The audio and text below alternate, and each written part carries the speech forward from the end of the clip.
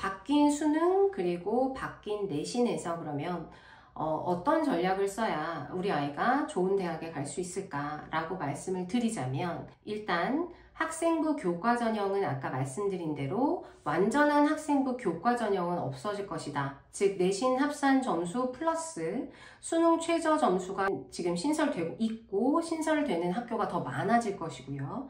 그 다음에 학생부 종합 같은 경우에는 생활기록부랑 그 다음에 수능 최저가 가장 기본이었잖아요. 근데 저는 면접을 보는 학교가 더 많아질 거라고 생각을 해요. 아까 말씀드린 대로 부산시와 경기도에서 발표한 자료로 약 지금 현재 2%라고 예상을 했지만 저는 이 비중이 더 줄어들 거라고 보거든요.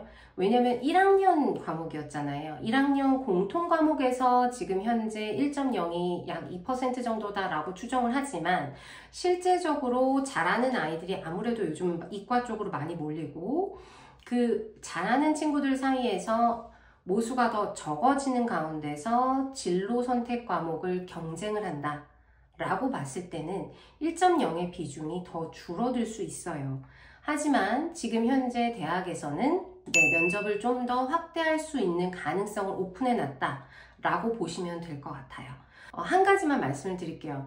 대부분의 아이들이 제가 이제 실제 필드에서 만나보자면 1차 발표가 난 뒤에 면접 준비를 진행을 해요.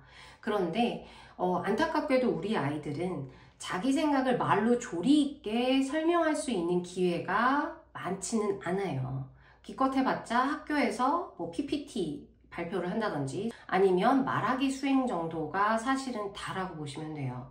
그렇다 보니까 우리 아이가 평소에 좀 차분한 성격이고 좀 소심해서 이렇게 언변이 뛰어나지 않다라고 한다면, 그리고 2학년 말까지 보셨을 때 내신 점수가 충분히 상위대학에 1차 서류를 통과할 수 있는 수준이다 라고 하면 저는 2학년 겨울방학 때 수능 준비에 피해가 되지 않는 범위 내에서 뭐 일주일에 다만 한 번이라도 좀 면접 연습을 좀 미리 시켰으면 하는 게 제 개인적인 소견입니다. 바뀐 입시제도에서는 그래서 무엇보다도 생기부 관리가 저는 중요하다고 말씀드리고 싶어요. 그런데 실제로 필드에서 어머님들과 대면 상담을 하다 보면 어머님들께서 제일 크게 착각하시는 부분이 학교를 어느 학교를 선택하느냐에 따라서 그 학교에서 생기부 관리를 꼼꼼하게 해주는지 안 해주는지에 대해서 말씀을 하세요.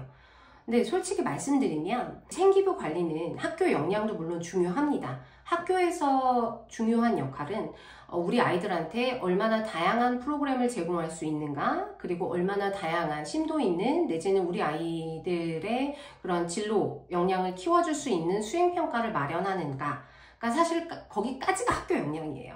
예를 들어서 그 학교는 다른 학교에 비해서 수행을 잘 챙겨준대. 이 챙겨준다라는 게 사실은 그 학생의 역량까지 책임지지는 않거든요.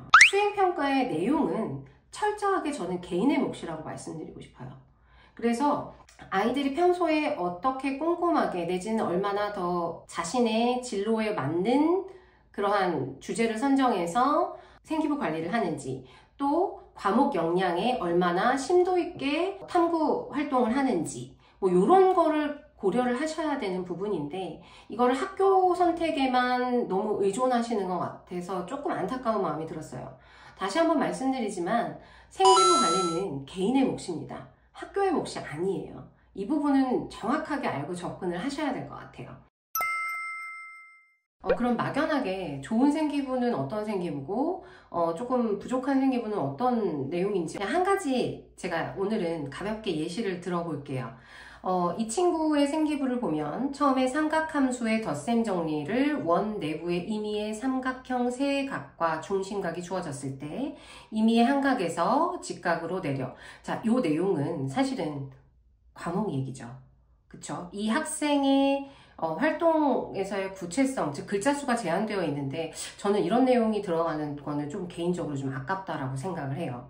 그리고 그 다음 내용 같은 경우에도 원안에서 만나는 임의의 두 할선이 주어졌을 때 중학교 3학년 2학기 때 배운 개념으로만 삼각형의 세 변의 길이와 한 각의 관계를 간단하게 증명해서 알아냈다. 물론 이 친구가 무엇을 했는지는 구체적으로 드러나 있지만 이것이 어떻게 왜 이런 활동을 했는지, 그리고 이 활동 이후에 어떤 발전이 있었는지를 증명하기에는 조금 어렵지 않나. 그 다음에는 좋은 예시를 한번 보여드리도록 할게요. 그 생명과학 속 미적분을 주제로 조사를 하고 이를 그부들 앞에서 발표를 하고 내용을 전달함. 다른 친구들의 발표에 감명받았다며 준비된 자료를 다시 보완하여 발표하는 발전적인 자세를 보여줬다. 그리고 이제 뭘 수강했다라고 얘기를 했고요. 자, 이 친구 같은 경우에 이제 특징이 나타났죠. 생명과학적 미적분, 그리고 또 미적분에 대한 호기심이 왕성한 학생으로 궁금점은 반드시 질문하여 정확하게 이해하려는 학습 자세를 높이 평가한다. 정성적인 문제풀이뿐만 아니라 개념을 활용한 손쉬운 미적분 해결력이 돋보인다. 그 다음에 이제 그 이후에도 다양한 문제풀이를 제시할 수 있었고, 미적분, 그 이후에 이제 또 수학도서 미적분으로 바라본 하루를 읽고 느낀 점을 작성해서 제출했다. 위에 생기부가 약간 나열식이라면, 물론 밑에 생기부도 나열식이지 않을까? 라고 하시는 분도 계실 수 있어요. 그렇지만 이 아이의 생기부 같은 경우에 미적분이라는 특정한 주제에 대해서 조금 더 심도 있게 탐구한 활동을 보여주는 예시라고 할 수 있겠죠.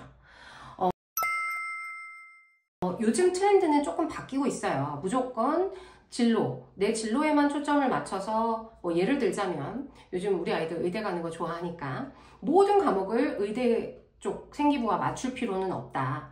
요즘 트렌드는 그 과목 특성에 대한 심화 학습 내지는 그 과목에서 특정한 그 주제에 대해서 호기심을 갖고 이를 어떻게 아이가 풀어냈느냐가 기술되어 있는 게 사실은 좋은 생기부다라고 말씀드릴 수 있고요. 이 부분은 사실은 말씀드리자면 제가 오늘 하루 종일 말씀드려도 어머님들 들을 말씀이 너무 많아요. 그래서 요거는 오늘은 개략적으로 여기까지만 설명을 하도록 하겠습니다. 그리고 가장 피해야 할 경우를 한번 말씀을 드릴게요. 어머님들께서 여러 입시 설명회라든지 뭐 이런 상담들을 받으시다 보니까 가장 피해야 될 사례가 나열식이다라는 거는 알고 계실 거예요. 그런데 또 하나 말씀드리면 그 우리 아이의 특징 내지는 우리 아이의 그 고유한 탐구 주제가 없는 경우가 사실은 가장 위험하기도 해요. 나열식보다는. 요거 하나 더 예시를 보여드리면 학생이 교과서를 직접 재편집해서 구문 분석과 문법구를 통해 내용 발표를 하였다. 뭔가 좋은 활동 같잖아요. 그렇지만 뭘 어떻게 특정한 주제가 나와 있지 않고, 또 하나는 마지막에 자신만의 논리 구조를 만든 것은 큰 성취라고 했다라고 하는데 무슨 논리 구조? 이것도 한번 물어보고 싶어요. 솔직히 말씀드리면 이 내용을 작성해 주신 선생님께는 상당히 죄송하지만 전문가들은 이거 그냥 다 같이 한 활동에서 복사해서 붙여넣기 한 거 아닌가? 라고 의심이 돼요. 따라서 가장 중요한 건 자신만의 테마를 꼭 챙겨갔으면 좋겠다 라고 말씀드리고 싶습니다. 그러면 똑같은 영어 생기부인데 내용이 어떻게 달라지는지 좋은 생기부의 예시를 한번 보여드리도록 할게요. 이게 상당히 좀 긴데요. 아깝게 짧다고 해서 나쁜 생기부는 절대로 아니에요. 내용의 길이도 물론 중요하긴 한데 이 친구 같은 경우에는 국제 문제에 대한 관심을 바탕으로 북미 평화협정에 관한 기사를 10편 이상 읽으며 북한과 미국의 입장 변화 및 주변 나라들의 이해관계, 우리나라의 중재 노력 등 상황의 흐름을 추적하고자 한 점이 인상적이었다 라는 내용이 있죠. 이렇게 구체적인 이 아이만의 테마의 내용이 있어야 되고, 그리고 선거 연령의 하향 조정에 관한 영자신문 기사를 찾아 읽고 이를 바탕으로 진행한 조별 찬반 토론에서 기조연설 반박자로서 상대조의 주장 및 근거를 예상하여 필요한 정보를 수집하고 공유에 조원들의 활발한 참여를 유도한 점이 특히 바람직하다라는 내용이 있어요.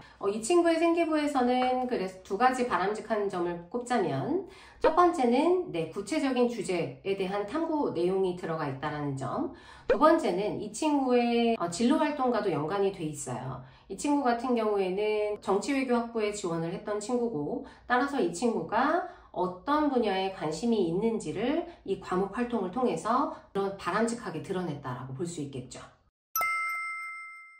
다음 영상에서는 조금 더 구체적인 사례에 대해서 어머님들께 정보를 드렸으면 하고요.